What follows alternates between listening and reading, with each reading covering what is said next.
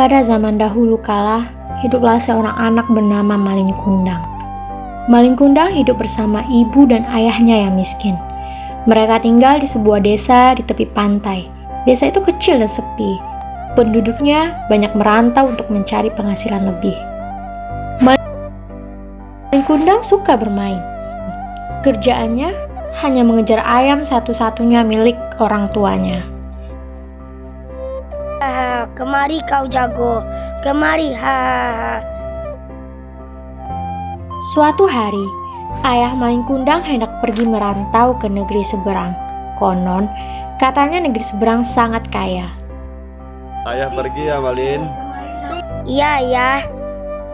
Ayah Malin Kundang segera ikut naik kapal bersama penduduk lain yang hendak merantau. Tinggallah ibu dan Malin di desa yang miskin itu. Hari berganti bulan, bulan berganti tahun, dan tahun berjalan dengan tergesa-gesa. Tanpa terasa, Malin sekarang menjadi pemuda yang sangat tampan dan kuat.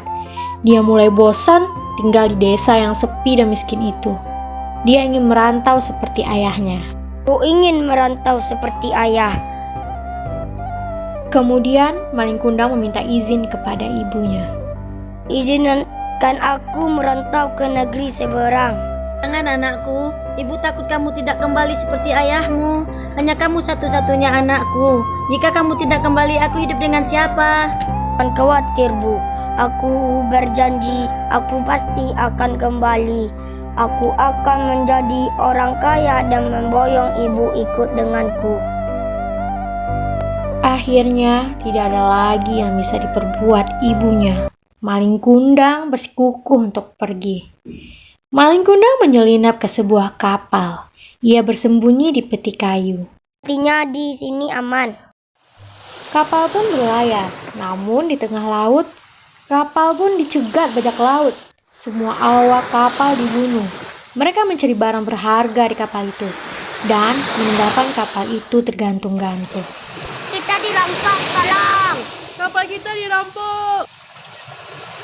Malin Kundang selamat karena dia sembunyi di peti. Saat dia keluar dari persembunyian, kapal sudah terdampar di tepi pantai. Sungguh beruntung, karena di tepi pantai ada desa yang subur dan kaya. Pelabuhannya sangat besar, rakyatnya ramai dan tentram. Malin Kundang tersenyum meski badannya lemas dan tak berdaya. Sini aku akan mengadu nasib.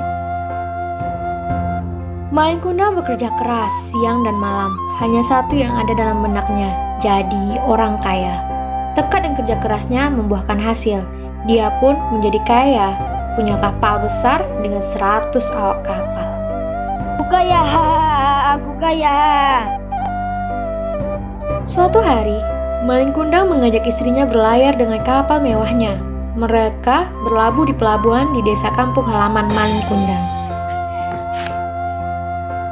Apakah itu kapal si Malin anakku? Dengan hati riang, ibu yang sudah tua itu terseok-seok jalan ke pelabuhan. Malin, kamu pulang nak. Istri Malin Kundang heran dengan seorang ibu tua yang berlari ke arah mereka sambil berteriak-teriak. Pakaiannya compang-camping, wajahnya rentah dan lesu. Siapa dia, Kanda? Apa benar dia ibumu? Malin Kundang gelisah. Dia tidak ingin istrinya tahu kalau Malin Kundang berasal dari keluarga miskin. Entahlah Dinda, mungkin hanya pengemis tua yang ingin minta sedekah. Ibu tua itu mendengar perkataan Malin Kundang dan merasa sedih. Sang ibu pun menangis terseduh-seduh. Buku sudah lama mati, jangan mengaku-ngaku wahai pengemis tua. Masa kamu tidak mengenalku wahai anakku? Aku ini ibumu yang membesarkanmu. Aku yakin kamulah Malin anakku.